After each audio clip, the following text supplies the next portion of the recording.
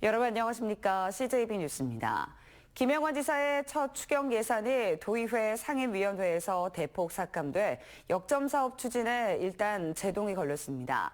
이에 대해 김 지사는 자신의 일 스타일이 즉흥적이었다며 고개를 숙였고 도의회에 재검토를 요청하겠다고 밝혔습니다. 장원석 기자입니다. 충청북도의회는 민선 8기 김영환 도지사의 첫 추경안 중 67억 원을 삭감했습니다. 도 청사와 청남대 리모델링 등 김 지사의 역점 사업들이 전액 또는 부분 삭감돼 제동이 걸린 겁니다. 도 의원들은 사전에 충분한 설명도 없는 즉흥적인 사업 추진이라고 질타한 것으로 알려졌습니다. 일부에서는 충북 테크노파크 원장 인선 등에서 보인 의회 패싱 논란이 다수당이자 같은 당인 국민의힘 의원들까지 반감을 가지게 한 것으로 보고했습니다. 일본 출장에서 돌아온 김영환 지사는 고개를 숙였습니다. 자신의 일 스타일이 즉흥적이란 점을 인정하고 민선 8기의 시간은 그리 많지 않다고 생각한다며 도의회에 추경안의 전향적인 재검토를 요청했습니다. 뭔가 그 메시지가 있죠. 지금 그 도지사의 여러 가지 공약에 대해서 이렇게 한 것은 당을 떠나서 그렇기 때문에 제가 많이 반성해야 된다 그렇게 생각합니다. 잇따른 비난과 구설 속에 식물 논란을 낳은 정무라인의 물갈이도 공식화했습니다. 선피아가 아닌 유능한 인재를 발탁하겠다는 의지로 풀이되지만 인사폭에 대해서는 말을 아꼈습니다. 하지만 충청북도 의회의 반응은 싸늘합니다. 어쨌든 역점 사업이라고 그래서 계획하지 않고 필요하지 않고 급하지 않는 예산을 무리하게 올려서 도민들의 혈세를 그냥 이렇게 쉽게 계획적이지 않게 써서는 안 된다. 김영환 지사의 역점 사업이 포함된 민선 8기 첫 추경안의 최종 결론은 도의회 예산결산위원회와 본회의에서 가려질 것으로 보입니다. CJB 장원석입니다. 지난 벚꽃 개화기에 열린 푸드트럭 축제에는 무려 45만 명이 찾아 이른바 노잼도시 탈출에 대한 시민들의 갈망이 어떤지를 느끼게 했습니다. 이에 공무된 청주시가 가을에는 디저트 축제를 계획했는데 지난해 푸드트럭 예산 반영 과정처럼 의회 통과에 진통을 겪고 있습니다. 홍우표 기자입니다. 지난달 31일부터 사흘간 열린 무심천 벚꽃 푸드트럭 축제는 45만 명이 찾았습니다. 지역 상권 침해라는 일부 상인들의 불만이 있었지만 청주시는 이 기간 주위 상권의 평균 매출이 서너 배가량 뛴 것으로 파악하고 있습니다. 이에 고무된 청주시가 큰 돈을 들이지 않고 푸드트럭 축제 같은 효과를 거둘 수 있는 가을 축제를 하나 기획했습니다. 이름은 디저트 페스타. 청주시에는 비슷한 규모의 도시보다 월등히 많은 1,300여 곳의 커피 디저트 가게와 300곳이 넘는 제과점이 있다는데 착안한 것입니다. 다양한 디저트를 소개할 수 있는 먹거리 축제가 청년과 소상공인 창업에도 도움을 줄 수 있다는 판단도 있었습니다. 그런데 관련 예산 9,800만 원 전액이 행정문화위원회 예산심사에서 삭감됐습니다. 의원들에게 제대로 설명이 안 됐다. 전통상권 침해 소지가 있다. 1년에 새로운 행사를 2개씩이나 해야 할 필요가 있냐는 등등의 이유에서입니다. 벚꽃 축제, 이게 이제 5천만 원인데도 불구하고 3일 동안에 45만 명의 인구가 시민들이 많이 즐기고 많이 좋았잖아요. 그것도 처음에 설명이 부족을 해서 좀 그런 문제가 없지 않아 있었던 것 같은데. 관광 인프라가 좀 많이 부족하고 그래서 상대적으로 이제 이 즐길 거리나 먹거리, 이런 볼거리라든지 이게 부족한 그런 상태에서 외부 그 관광객이나 그 시민들에게 즐거움을 줄 수 있는 사실 좋은 소재 중에 하나라고. 일단 예결위는 이 축제의 필요성에 공감하는 분위기로 전에까지는 아니더라도 상당 부분 예산이 부활돼 본회의에 넘길 것으로 점쳐지고 있습니다. 지난 푸드트럭 예산의 경우 상임위에서 삭감됐다 예결위를 거치며 되살아난 경험이 있습니다.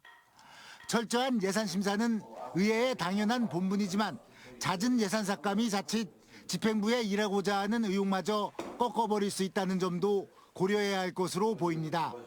CJB 홍우표입니다. 지난 22일부터 우회전 일시정지에 대한 경찰 단속이 시작됐습니다.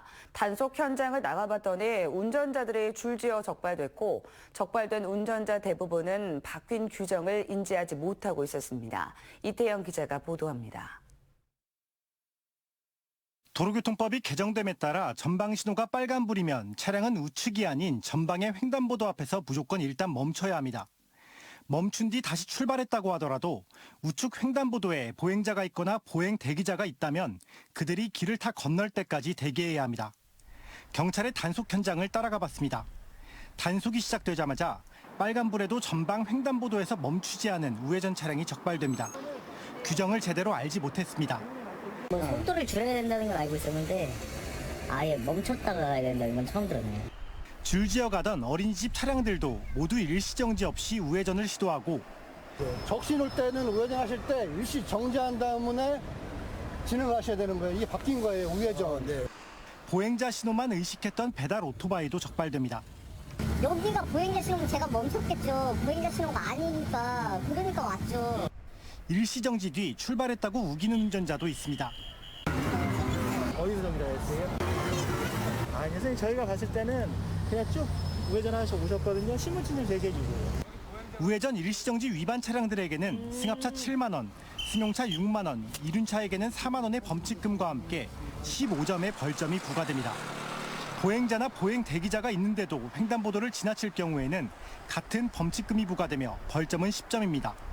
횡단보도 전에 정지선 있습니다. 그 정지선 전에 거기서 정지를 하셔야 되는데 그거를 잘 모르셔가지고 진행하시면서 우회전하다가 정지하시는 분도 계시고 그때 틀린데 그거는 꼭 지켜주셔야겠습니다. 반면 전방 신호가 녹색불일 경우에는 정지 없이 서행으로 지나면 되지만 단속 현장에서는 이 또한 잘 알지 못해 정지하는 경우도 적지 않았습니다. 우회전 신호등이 있는 경우에는 신호에 따라 적색에서는 정지, 녹색일 때에는 서행하면 되지만 충북의 경우 우회전 신호등이 설치된 곳은 아직 없는 것으로 파악됐습니다. CJB 이태현입니다. 전임 김병우 교육감 시절에 일어난 냉난방기 학교 부정 납품 의혹을 정밀 조사 중인 충북교육청 특별감사팀이 조만간 조사 결과를 공개할 것이라고 밝혔습니다. 이번 의혹은 도교육청이 공익 제보를 통해 냉난방기 납품 비리를 확인하고서도 사안을 미온적으로 처리했다는 게 핵심으로 최근 재조사 결과 부정 납품된 냉난방기가 200대가 넘는 것으로 알려졌습니다. 도교육청은 검사 검수를 제대로 하지 않고 공문서를 허위로 작성했거나 부정 납품 의혹에 휩싸인 대리점과 유착한 공무원은 경찰에 수사 의뢰할 방침입니다. 지난 2일 옥천군 군북면에서 발생한 산불의 발화 용의자가 특정돼 산림당국이 조사를 벌이고 있습니다. 옥천군은 당시 발화 추정 지점 주변에서 담배를 피운 남성 2명의 모습이 CCTV와 주변 차량의 블랙박스에 확인됐고 이들이 현장을 벗어난 지 20여 분 뒤 연기가 올라오는 모습도 영상에 담겼다고 밝혔습니다. 옥천군 군북면에서는 지난 2일 산불이 발생해 산림 25헥타르가 소실됐습니다. 대학 교직원들이 신임 총장과 이사장의 퇴진을 요구하면서 내홍에 빠진 충청대 사태가 오는 26일 분수령을 맞게 될 것으로 보입니다. 교수협의회는 오는 26일 고 오범수 설립자의 26주기 추도식을 직원협의회, 총학생회와 공동 개최할 계획이라고 밝혔습니다. 교수협은 오경라 전 총장은 그동안 설립자 추도식을 제대로 열지 않았다며 설립자 정신을 계승할 의지가 없는 인사들에게 대학 경영을 맡길 수 없다고 주장하고 있습니다. 특히 추도식을 계기로 총학생회까지 가세하는 공동기구가 꾸려질 경우 충청대 내홍은 새로운 국면을 맞을 것으로 보입니다. 지난주 정부가 2차 공공기관 이전 대상 기관이 500개를 넘을 것이라고 언급하면서 자치단체마다 유치 경쟁이 뜨거운데요. 이 기존 혁신도시에 우선 배치한다는 특별법에 맞서 비혁신도시에서는 공공기관 유치를 위해 어떤 노력이 필요한지 열띤 토론이 열렸습니다. 박원 기자입니다. 제천시와 단양군의 유관기관 관계자들이 모였습니다. 정부의 2차 공공기관 이전과 관련해 충북 북부 지역에서는 어떤 방법으로 접근해야 하는지 모색하기 위해서입니다. 먼저 공공기관들을 기존 혁신도시에 우선 배치하도록 되어 있는 특별법 개정을 촉구하고 나섰습니다. 혁신도시로 또다시 기관이 집중된다면 지방 소멸 위기에 봉착해 있는 소위 소도시는 소외감이 더 커질 수밖에 없다는 겁니다. 혁신도시로만 가면 그 부분 자체가 지역과 지역 간의 불균형을 초래할 수밖에 없고, 혁신도시가 없는 그런 시군의 경우에는 또 상대적으로 소외를 받는. 법 개정이 어렵다면 예외 조항을 활용해야 한다는 제안도 제시됐습니다. 지역의 특성과 이전 공공기관의 특수성이 인정되면 혁신도시 이외 지역으로도 이전 가능한데 충북 북부 지역은 철도 요충지라는 강점을 내세울 필요가 있다는 겁니다. 또 장기적 관점으로 접근해 향후 3차와 4차 공공기관 이전까지 바라봐야 한다는 의견도 나왔습니다. 수도권에 있는 공공기관이 하나라도 남아있는 동안은 계속 비수도권으로 이전을 한다는 게 기본적인 원칙이기 때문에 설령 2차 공공기관 지방 이전에서 제천으로 오는 게 없다 하더라도 남아있는 기관들의 3차, 4차, 5차에 대해서는 지속적으로 준비를 할 필요가 있다. 현재 지역구인 엄태영 의원이 비혁신도시 공공기관 이전을 위한 개정안을 대표 발의한 상태입니다. 입법 여부는 미지수지만 이미 한 차례 토론회를 개최한 인구감소 지역 13개 자치단체는 앞으로도 공공기관 유치를 위한 다양한 돌파구를 찾는다는 방침입니다. CJB 박원입니다. 지난 13일 충주 수원부에서 발생한 버스 전도 사고로 이스라엘 관광객 1명이 숨지고 34명이 중경상을 입어 도내 의료기관에서 치료를 받았는데요. 충주의료원에서 입원 치료를 받은 관광객 부부가 의료진에게 직접 감사의 편지를 전해 감동을 주고 있습니다. 이은영 기자의 보도입니다.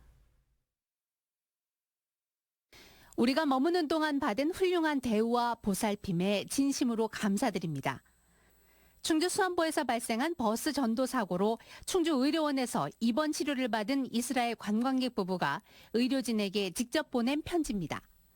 충주의료원 의사, 간호사, 직원 여러분께로 시작하는 편지는 의료진에 대한 감사와 감동이 고스란히 들어있습니다. 그분들이 느끼기에는 저희가 이렇게 미흡할 수도 있었음에도 불구하고 이렇게 감사하다고 편지를 써갖고 조금 고맙고 약간 감동도 받고 약간 아쉬운 점도 남았어요. 더 잘해드릴 걸 하는. 당시 사고로 충주의료원에 이송된 이스라엘 관광객은 모두 9명. 머나먼 타국에서 불의의 사고를 당한 관광객들은 의료진들의 헌신적인 보살핌에 감명을 받았다고 입을 모읍니다. Все хорошо, ну чуть-чуть медленно было, но я думаю, что в Корее не часто такие случаи происходят, поэтому очень хорошо. То есть мы попросили, нам все принесли, ну все, что мы просили. 의료진들은 치료를 위해 번역기를 돌려가며 환자들의 상태를 꼼꼼히 살폈고 병원 식단도 최대한 현지식으로 준비해 빠른 회복을 도왔습니다. 마침 우리 근무하는 그 영양실에 영양사님이 지난번 코로나 환자 때 외국인들이 있어 경험이 있다, 한번 해보겠다 그래서 그렇게 해드리려 했더니 그 음식을 드시면서 너무 맛있고 입에 잘 맞는다고 좋아하셨습니다. 자칫 한국에 대한 안 좋은 기억만 남을 수 있는 외국인 관광객들에게 한국 의료진들의 따뜻한 보살핌이 깊은 감동과 사랑을 전하고 있습니다. CJB 이윤영입니다. 충북 지역의 마약 사범이 급증한 것으로 나타나면서 검찰과 자치단체 등 유관기관이 수사협의체를 구성합니다. 청주지검은 마약 수사 초기 단계부터 신속한 정보 공유를 위해 충북경찰청과 충북도청, 충북교육청, 청주시 등과 함께 마약범죄 특별수사본부 지역수사실무협의체를 구성한다고 밝혔습니다. 올해 1월과 2월 검거된 도내 마약 사범은 54명으로 지난해 같은 기간 대비 86% 증가했고 특히 외국인 마약 사범도 급증하는 추세입니다. 충청북도와 음성군이 어제 2차 전지 전극 솔루션 전문 기업인 JR 에너지 솔루션과 3천억 원대 투자 협약을 맺었습니다. 어제 협약은 JR 에너지 솔루션이 음성군 용산 일반산업단지 7만 9천여 제곱미터 부지에 2027년까지 3,056억 원을 투입해 2차 전지 전극 제조 공장을 신설한다는 내용입니다. 2차 전지 전극 제조 공정은 배터리의 성능을 결정하는 가장 중요한 공정으로 높은 기술 난이도와 투자 비용이 필요한 것으로 알려져 있습니다. 한국교통대학교가 국내 최초로 중앙아시아 우즈베키스탄 의과대학에 응급구조학과를 신설합니다. 우즈베키스탄 안디잔주 의과대학 부총장을 비롯한 5명의 교수는 어제 한국교통대를 방문해 응급구조학과 신설과 지역사회 교육 프로그램 제공에 합의했습니다. 한국교통대는 국비 등 27억 원을 들여 우즈베키스탄 현지에 연구 장비와 강사 등을 지원하고 응급처치와 구조에 대한 역량을 강화할 방침입니다. SGI 서울보증 대전 충청본부와 한국감정평가사협회 충북지회가 충북인재평생교육진흥원에 장학금을 기탁했습니다. 두 기관이 기탁한 장학금은 각각 1,000만 원과 500만 원으로 도내 저소득층과 취약계층 중고등학생들을 위해 사용될 예정입니다. 청주시가 이상 저온에 따른 농작물 피해에 대한 정밀 조사를 벌입니다. 지난 8일과 9일 영하 3도까지 떨어진 기온으로 청주에서는 농가 105곳이 86헥타르가량의 피해를 입었다고 신고했습니다. 추가 피해 접수 기간은 다음 달 8일까지로 이후 정밀조사를 거쳐 복구비 등을 지원하게 됩니다. 이상으로 CJB 뉴스를 마칩니다. 고맙습니다.